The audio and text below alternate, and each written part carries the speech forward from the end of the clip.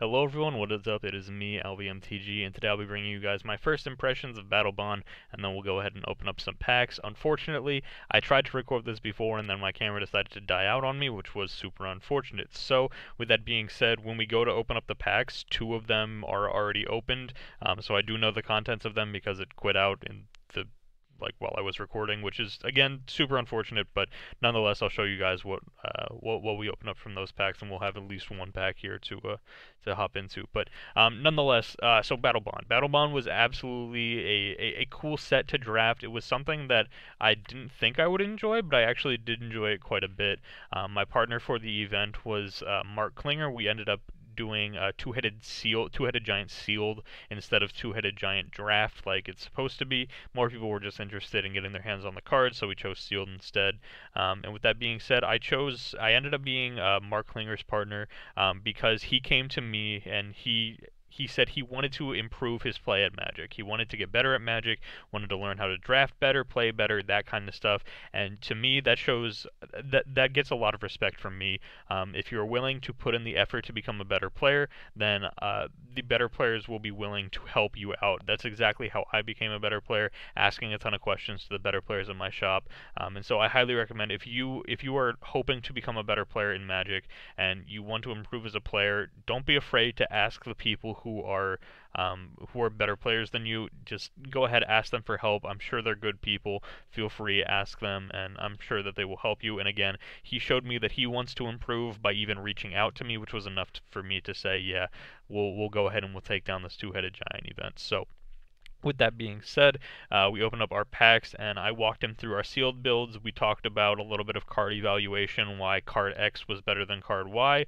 why I didn't want to play, card like this card versus why we did want to play a card. For example, something like Tidespout Tyrant was a rare that we opened, which is 8 mana for a 5/5 flyer. Whenever you cast a spell, you get to bounce something, which is a super strong card, but I felt like it was too slow. I think Tidespout Tyrant was going to be a trap in our deck, and I felt like we could just kill our opponents before 8 mana even mattered. I felt like it was going to be a dead card most of the time for us, which sure, some people thought I was crazy, some people thought it's a total bomb, but nonetheless, we ended up not playing with it, and I explained to him why. I just thought it was too slow even for the two-headed giant format. And with that being said, we ended up going 3-1 in the event, so we did do very nicely. We finished second place. Our only loss came when I got mana screwed in one of my matches, which was, again, super unfortunate. I think we could have taken that one down had the mana not been, unfortunate. We had a very statistically unlikely draw in terms of lands for that specific game. I kept a 2-lander with a Jungle Wayfinder and a Sky Shroud claim, so I had essentially, and we were on the draw, so I had essentially 3 draws to hit my 3rd land drop. And even if I missed it one time, I had essentially 4 draws, because I think even if I missed it one time, we still would have been perfectly okay, and then the hand would have just cooked off from there, and we would have probably ran away with the game, or at least it would have been a million times closer than it was.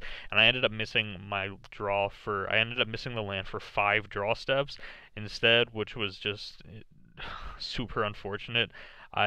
We basically lost just due to the fact that I couldn't play any spells in my hand for 5 turns, because it wasn't like I was drawing into 2 drops that I could cast. When I was missing those, I was drawing like 4 and 5 drops. So it was super unfortunate. We lost that game due to mana screw, but nonetheless we had 2 very cool decks. The first deck that we had, which was the one that I played, was a green black deck, splashing a little bit of red.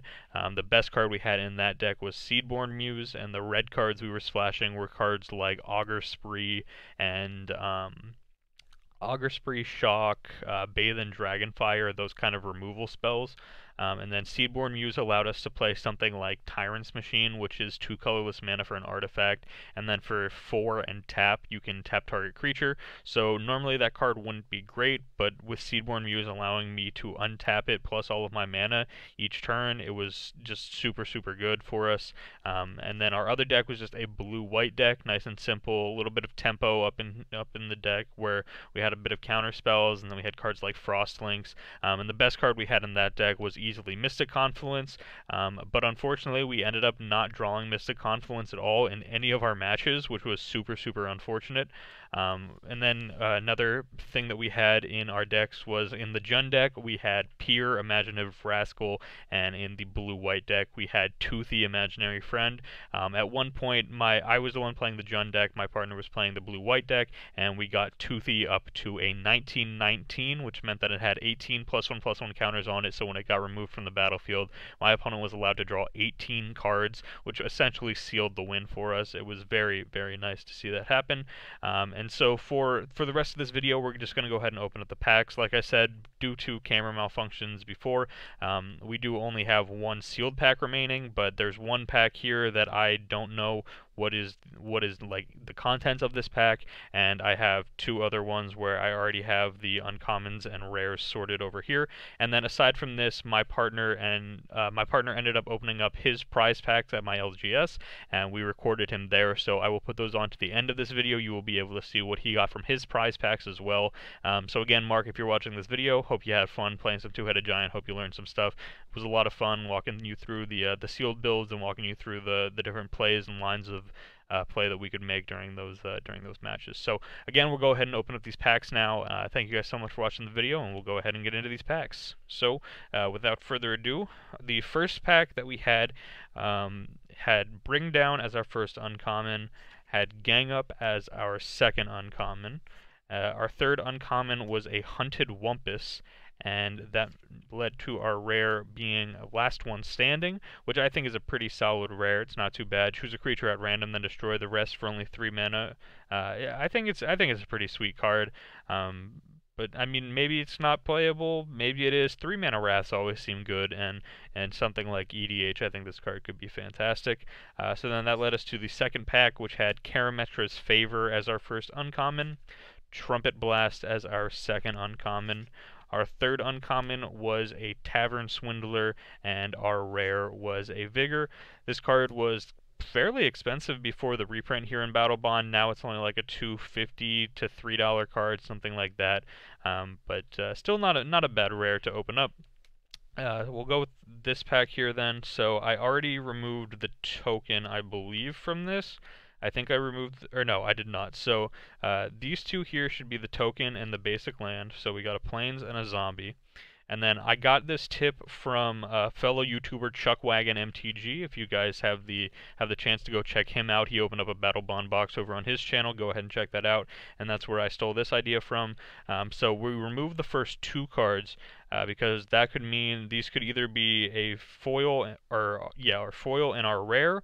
This could be a partner pair of rares, or this could be just a basic rare and then the third uncommon.